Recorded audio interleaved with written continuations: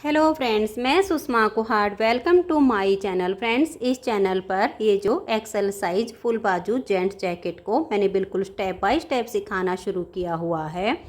आज इसका ये पार्ट नंबर 6 है और आज इसकी ये लास्ट वीडियो है।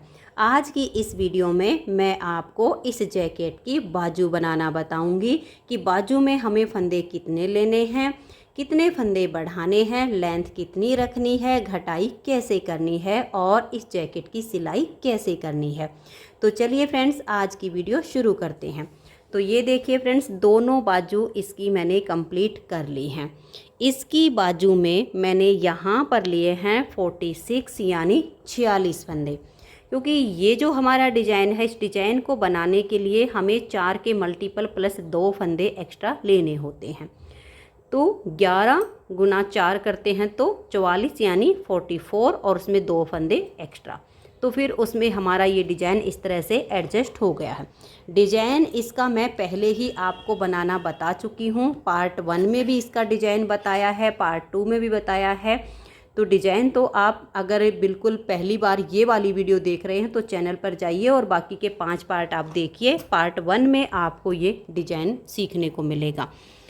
और फिर इसकी जो हमने लेंथ बनाई है, ये देखिएगा, ये मैंने बॉर्डर की लेंथ 3 इंच तैयार की है। पूरी 3 इंच हमारी लेंथ बनती है, ये देख लीजिएगा। 3 इंच बॉर्डर बनाने के बाद फिर इसमें हमने यहाँ पर 5 फंदे बढ़ाए हैं।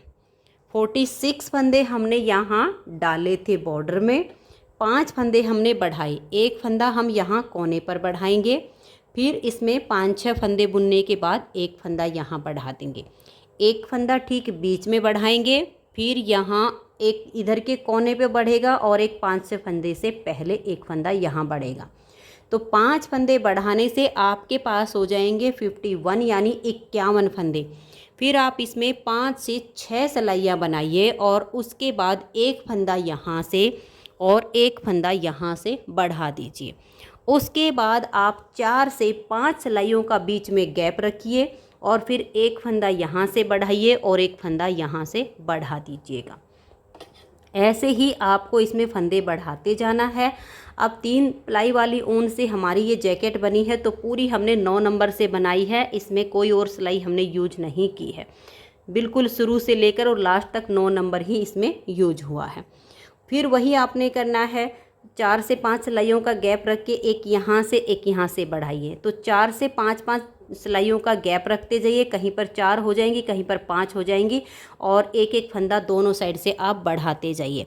आपको साथ के साथ क्या करना है, थोड़ी सी आपकी बाजू की लेंथ जब बने तो उसको फोल्ड करके देख लीजिएगा। आधे आधे 2 सिलाइयों में फंदे कीजिए और ऐसे फोल्ड करके देखिएगा कि आपकी जो बाजू की शेप है वो अच्छी आ रही है कि नहीं आ रही है। अगर आपको लगे कि बाजू की चौड़ाई कम लग रही है तो आप बीच में 3 से 4 सिलाइयों का गैप रख के और फिर फंदे बढ़ा दीजिए। और अगर आपको लगे कि बाजू तो एकदम से ज़्यादा चौड़ी हो गई है तो आप फिर उसमें 6 सिलाइयों का गैप भी कहीं कहीं पर कर सकते हो। ये हमें फोल्ड करने से बिल्कुल अंदाज़ा हो जाता है कि जब हम बाजू को फोल्ड करते हैं, देखते हैं कि हाँ शेप बिल्कुल अच्छी आ रही है। वैसे मैंने इसमें वही कहीं पर 5 सिलाइयों का गैप किया है, कहीं पर 4 सिलाइयों का गैप किया है और गैप करते हुए इसमें मैंने फंदे बढ़ाए हैं। यहाँ पर इसके लास्ट में मैंने 101 फंदे किए हैं। 46 स्टार्टिंग में डाले, 5 यहाँ पर बढ़ा दिए, उसके बाद एक एक दोनों तरफ से बढ़ाते हुए यहाँ पर 101 यानी 101 फंदे हमारे यहाँ पर हो गए हैं। अगर आप नॉर्मल वाली जो ऊन होती है, जो सिंगल धागे वाली होती है, उससे बना रहे हो तो यहाँ पर आपके लगभग 109 या 111 फंदे होने चाहिए। इतने फंदे आप बना लीजिए क्योंकि उसके फंदे थोड़े से ज़्यादा होते हैं। अब इसकी जो हमने लेंथ बनाई है घटाई करने तक की, बाकी आप नाप ले लीजिएगा जिस किसी के लिए आप बना रहे हो। सबसे पहले तो आपको नाप लेना बताती हूँ। आप जिसके लिए भी बना रहे हो, देखिएगा ये वाला जो हिस्सा होता है इसको यहाँ पर इंची टेप रखिए। बाजू से अगर आप नाप के देखोगे तो छोटी बड़ी बाजू हो जाएंगी क्योंकि ये पार्ट खिंच जाता है नापते टाइम, इसलिए आपने इंची टेप लेना है।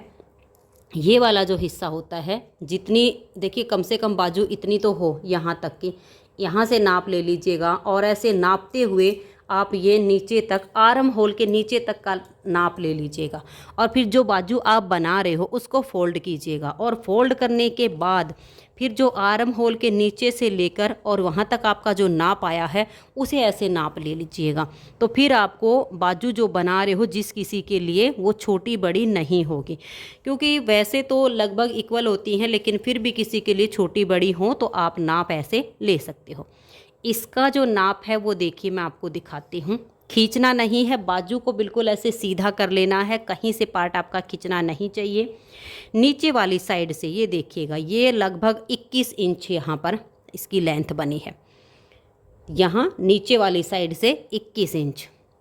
और फिर अगर हम इसको यहाँ से नापेंगे तो भी हमारी ये लगभग इतनी ही आ रही है, 21 इंच की हमारी लेंथ बनी है।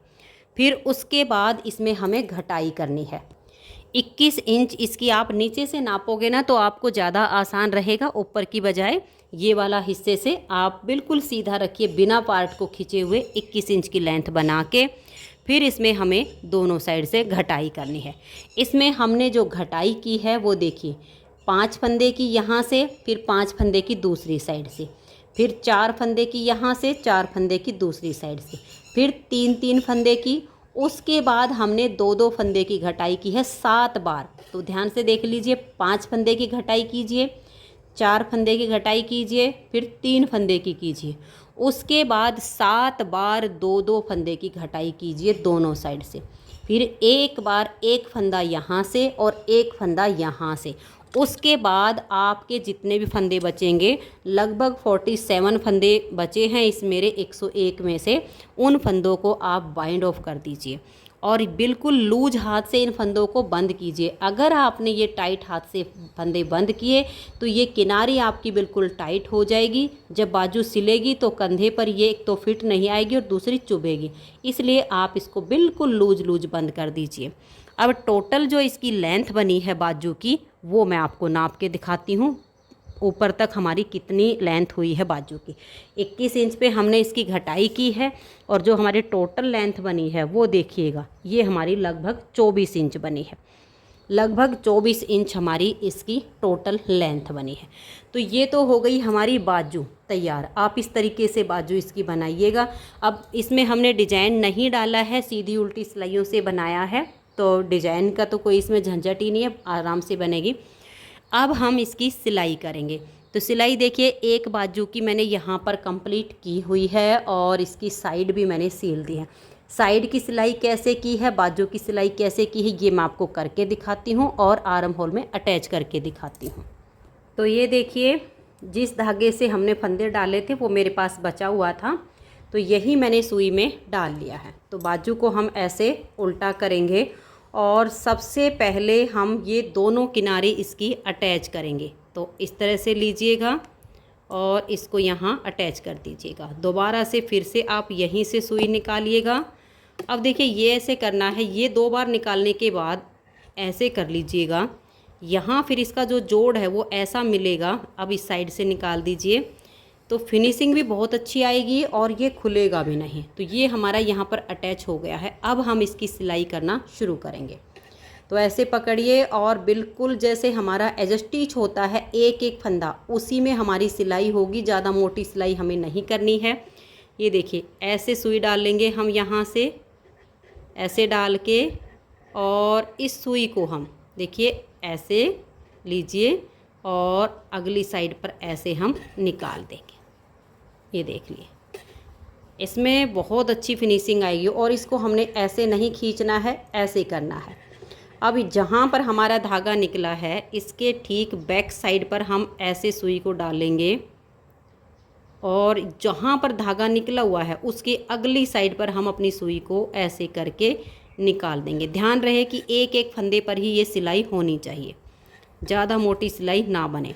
इसको ऐसे खींचने की बजाय आप ऐसे खींचिएगा, फिर ऐसे पकड़ लीजिएगा और जहाँ पर हमारा धागा निकला है उसकी बैक साइड, ये देखो पीछे की तरफ, ऐसे सुई डालिए यहाँ से और इसकी अगली तरफ सुई को ऐसे निकाल दीजिए।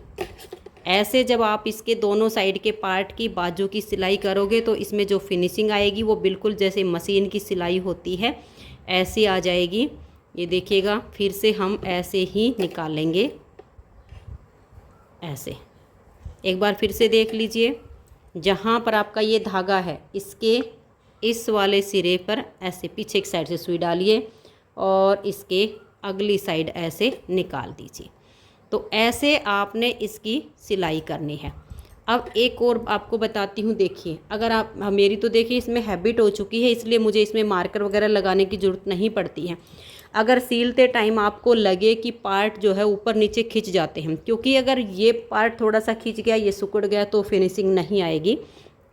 दोनों पार्ट को पहले ऐसे मिला लीजिए, या तो जो हम सिलाई लेते हैं जिससे हम नीटिंग करते हैं वही वाली सिलाई ऐसे करके आप डाल सकते हो इस तरीके से, या फिर आपके पास जो मार्कर वगैरह हो बीच बीच में वो लगा दीजिए। सेफ्टी पिन हो तो सेफ्टी पिन लगा दीजिए। जब ऐसे करके सिलाई करोगे तो कोई सा भी आपका ऊपर नीचे का जो पार्ट है वो खिंचेगा नहीं और फिनिशिंग उसमें अच्छी आएगी। तो इस तरीके से हमें इसकी जो है दोनों बाजू की और ये जो साइड वाली सिलाई है ये करनी है। तो मैं अभी इस बाजू की सिलाई कर लेती हूँ, फिर आपको मैं आर्म होल में अटैच करके दिखाती हूँ। तो ये देखिए फ्रेंड्स, एक साइड की बाजू इसकी मैंने आर्म होल में अटैच कर दी है। अब हम इसकी दूसरी साइड की बाजू को अटैच करेंगे। तो देखिए बाजू को सील के और आप इस तरह से सीधा कर लीजिए। अब हम देखिए इसको कैसे करेंगे। आर्म होल में ऐसे लेंगे, ये हमारी जैकेट का सीधा हिस्सा है और ये हमारी बाजू का सीधा हिस्सा। तो सीधे से सीधा मिलाएंगे और यहाँ पर देखिए सीलते हुए मैंने धागा छोड़ा हुआ है। सबसे पहले तो इस धागे के साथ जो सीलने वाला धागा है इस बाजू का, तो सिलाई से सिलाई अटैच हो जाएगी। इन दोनों की आप यहाँ पर नोट लगा दीजिए, क्योंकि अगर बाजू थोड़ी सी भी ऊपर नीचे सिल जाती है तो फिर पहनते टाइम वो आर्म होल में नीचे से घूम जाती है, जिससे उसकी जो फिटिंग है वो बिल्कुल अच्छी नहीं आती है। तो सबसे पहले तो हमने ऐसे नोट लगा दी है ताकि ये बिल्कुल सिलाई से सिलाई अटैच हो जाए। उसके बाद हम इस बाजू को इसमें ऐसे ले लेंगे। यहाँ पर आपने जो है इस तरह से इसको ले लेना है। ये देखिएगा, इसको हम आर्म होल में पहले फिट करेंगे ताकि हमारी जो इसकी सिलाई करते टाइम हमें ये देखना ही ना पड़े कि कैसे अटैच होगा। एक बार पहले ही इसको सेट कर लीजिए, ऐसे मिलाइए बिल्कुल। देखिए ये हो जाएगा आपका इस तरीके से, ये आपकी बाजू इसमें अटैच हो गई है। अब आपने क्या करना है, या तो आप मार्कर ले लीजिए या सेफ्टी पिन ले लीजिए। एक यहाँ पर लगा दीजिए, एक यहाँ पर, एक यहाँ पर, ताकि सीलते टाइम आपकी बाजू ऊपर नीचे ना खिसके। अगर थोड़ी सी भी खिसक जाती है तो फिर कुछ सब्सक्राइबर के कमेंट्स होते हैं कि बाजू पहनने के बाद घूम जाती, उसका यही रीज़न होता है।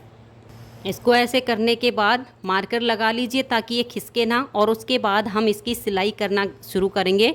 जैसे हमने बाजू की सिलाई की थी ठीक वैसे ही करेंगे। सबसे पहले तो जो ये बाजू की और जैकेट की जो सिलाई है, यानी इसकी दोनों, इसकी भी सिलाई और इसकी भी सिलाई, इसमें से हम एक बार अपनी सुई को ऐसे निकालेंगे। वैसे हमने नोट लगाई है लेकिन फिर भी हम इसको सील कर अटैच करेंगे ताकि ये बिल्कुल भी ना यहाँ से खिसके, यहीं पर एकदम से पक्का हो जाए।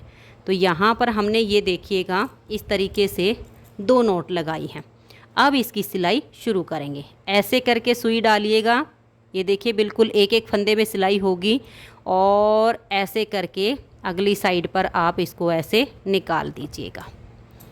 ऐसे निकालने के बाद इसको आपने ऐसे नहीं खींचना है, ऐसे खींचिएगा ताकि ये यहाँ से बिल्कुल सीधी रहे। अब जहाँ से आपकी सुई निकली उसकी बैक साइड में सुई को डालिए, और जहाँ से धागा निकला हुआ है उसकी अगली साइड पर अपनी सुई को ऐसे निकाल लीजिए। जैसे मैंने आपको बाजू की सिलाई करना बताया है ना नीचे से, बिल्कुल सेम अब हमारी आर्म होल में इसकी सिलाई हो जाएगी। तो बस ऐसे करते हुए आप इसकी राउंड में सिलाई कीजिए, बस ऐसे मत खींचिएगा, ऐसे करते जाइए। तो मैं राउंड में सील के और आपको इसकी फाइनल लुक दिखाती हूँ।